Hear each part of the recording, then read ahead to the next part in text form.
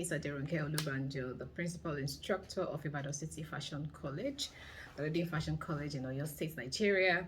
And this day, we'd like to talk about a little bit about businesses. I've had a couple of people ask me questions, especially those who want to leave their job to be self-employed, to be their own bosses, or probably youth corpers who are out of school and they're thinking of what to do, what to start. They want to start new businesses, or probably anyone. They just want to, oh, you've been a stay-at-home mom and you feel it's time to start a new business. So let's just have this little chit chat today. The common question you ask yourself is, what business should I start? Yes, that's the number one thing, because I don't believe you just wake up in the morning and tell yourself you want to start something new. You need to ask yourself all over and over, okay, what should I start? Do I want to sell eggs? Do I want to sell chicken? Do I want to sell food? Do I want to make clothes? Do I want to do makeup? Ask yourself all these questions. And I believe the first step to do is to take a journal or a jotter or a big note exercise book, whatever you call it, and start listing out the things you would like to do. Look at it, the things you like doing, the things you like seeing around. Probably you are the fashionable type, or probably you're the type that has keen eye for details. You like to go into decor. Make a list of the things you like. It is out of these things you like that you get an idea of what to do and what to start. So that's the number one thing. Then you ask yourself this question: am I the type? Sometimes we deceive ourselves. We believe, oh, I can do all this, I can do this, I can do it. Ask yourself very well. For example, I know myself, I do not like selling. Selling, like asking you to come and buy things, convince you to do this, is not really my thing. So if you want me to do a job and you're probably putting me in the marketing department, that's a recipe for failure. But if you put me in a place where I need to talk, meet people, write, put things down, organize this, I think I'm more of that. You need to ask yourself the same question, because people fail most times due to the fact that they enter the wrong thing. Not because they don't have a very good idea. They have a very good idea, but they're not wired for what they're going into. It's like you wanting to run a relay race and not rehearsing or preparing or exercising for it. You get the point.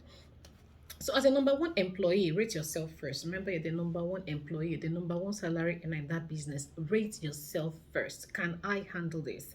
Of course, there's a part of the motivational talk. Yes, you can do it. You are built for everything. You are built for everything. I agree.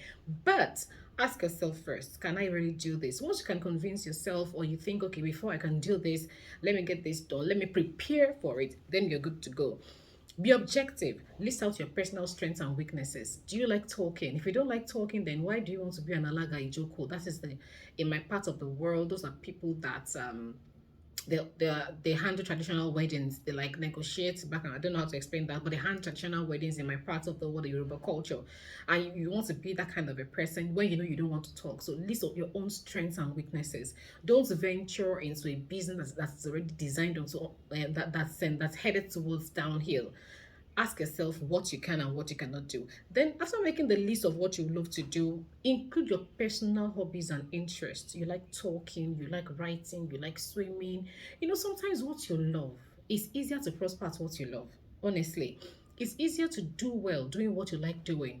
Most times when you're doing something new, you struggle. The times you're balancing your feet, it takes a while to balance your feet, to sit down, to get this thing sorted. It's actually easier to do it when you know, okay, I've been doing this all the while, or my mind is on it. Like when I meet kids, for instance, I like talking to kids. I was once a children's school teacher, Sunday school teacher, sorry. So I like talking to them. I like meeting children. I like, hi, how are you? We're going to them. So this is things. If you want me to, like, if I'm trying to do something in that line, I know it's something easy, a little bit easy for me. Although I'll have to learn probably more of patience, tolerance, or other things that those who are doing it are used to. So list out your hobbies and interests. All these things will guide you in starting your business. Don't just start based on what you see someone else doing, because that is a major thing happening in many businesses now. Don't just start because you feel, oh, I think I can do this, or if my friend can do it and I think I'm more outspoken than her, I think I'm more meticulous than her, I think I have more eye for details than her, then I can do it. Be on your own lane. Do what you know you will do and succeed at. You will never make money if people don't need what you're offering. That's my point number 3. Don't do what people do not want to buy, or what people don't want to have, or what people are not ready for. The research says that more businesses have failed because they are in the wrong business and not because they are doing the business wrong. Let me put that again. Businesses fail mostly because they are in the wrong business and not because they are doing something wrong in that business. Meaning, so many successful businesses are successful because they are in the right place and they are doing it right. They may have errors, but at times when you're in the right place, like for example, I'm in my field, I like fashion, I like everything fashionable. So when I make mistakes in anything I do, it turns to another design for me. I have a way around it. But if I'm probably in the wrong business, honestly, a little mistake will crumble or cripple the whole business. Be in the right place and do the right thing. Is what you want to offer, what you're willing to start, are people ready for it? Or is it the right thing to handle in your environment where you find yourself? Let's say, for example, you find yourself, I think I like making this example. You find yourself in this part of, let me say the Yoruba land, let me use the north now. You are here and you want to be selling something that they eat more in the north. Ask yourself over and over again. The fact that you like it, the fact that you are very good at it, you have your customers, yes, but they'll be limited. You don't have as many customers as you should have if you're doing something they want in that area where you are. So that is what you should ask. You should always know this. Do people want it? Are they requesting for it? Is there a need for it? When there is a need, it's actually very easy to succeed. Very, very easy to succeed because you're like a solution, a messiah. You are answering their questions. You're giving them what they are looking for. You're giving them what they have been looking for, what they are requesting for, or what they're yearning for. And then you sell more. And before you start your business, that's why I say ask all these questions. As a startup business coach, I always tell people, do not start because you feel like starting. Start after you have done your research. Start after you have done your detailed work. Start after you have done a lot of investigations and who else is doing what I want to start? How are they doing it? If you have to learn, you better learn.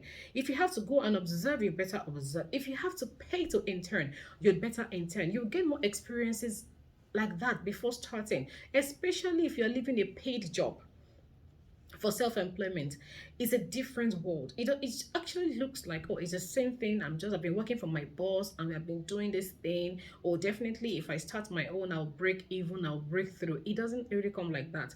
Your boss or the owner of the business you're working for is passing through some things that you are not saying, that he or she is the only one saying them. All you do is do your part and get paid. Now when you start your own business, you're the one facing the real brunt of the whole thing. You're the one facing the fire, and your employees are there to earn their money, either you make it or not. That is why you cannot gamble, or you cannot afford to say, oh, I think this. You do not think. Be sure at least 60-70%, because there will be instances where things will happen not as planned, things will happen not as you envisaged, and things will happen probably, anyhow, but you always find a way out if your mind is already set out and you're well prepared. When you're prepared for a journey or when you want to run a race, no matter how far the race is, you've exercised, you've done your part, you can always get a way around it. So do a little field work based on the plans you have, and it will help you clarify a lot of things. And that's my final point I will drop with you. You want to go into bag selling. Before you sell bags, ask people questions. The ones they don't sell, what happens to them? The ones that they have no market for, what do they do with it? Don't just start anything, no matter how small a business is. I do not advise you start without making a research, or before asking questions, or before doing a lot of homework. It will help you succeed faster. So do this little part, this little assignments on yourself today. The 3 points I've listed what business should I start. Make a mental note, or not a mental note, sorry. Make a clear written note, possibly handwritten. I like handwritten because when you write with your hands, I think you remember a lot of times. Excuse me. So write with your hands the businesses you would love to start, all the lines, all the things that you enjoy doing, list them out. Then number 2, ask yourself, am I the type for this one? Check and check and check. On your checklist now, you're checking, okay, I like cooking, I like baking, I like sewing, I like makeup, I like it. You don't have to have an idea of all these things, but you now check. Do I want to do makeup? No, I don't. I'm not even wired for that. I don't want to do it. Do I want to do cooking? Yes, I think I love cooking. Do I want to do mocktails or cocktails? I don't know how it tastes, so I'm not good with taste. I shouldn't go into that. Start checking. When you check, then you ask yourself the number 2 one. I think I said, rate yourself by yourself. Rate yourself, okay, I think I'll do well in this, or I might do well. The rating may not be accurate, as your business develops, you're of course getting better by the day. Now, your personal hobbies and interests, I've said that earlier, you list them out. And now, out of all these things I'm doing, in the environments where I want to set up my business, do they need it? What need do they have? At that point, it's not about writing alone. It's about you researching, stepping out, looking out, asking questions to know if they want what you want to offer or they do not want it. And remember, if you do it right, you succeed. If you do it wrong, you know the answer already. Do your field work, clarify a lot of things. You start your business, but not in a rush. If you rush in, you rush out. Garbage in, garbage out. It's better you do your work well so that by the time you start, even though there will still be the small hurdles, but you'll have a smooth sail and you'll enjoy growing in the process. So I'll see you some other time. Stay good and remember to follow me on my social media platforms and see you later. Enjoy the rest of your day. Bye.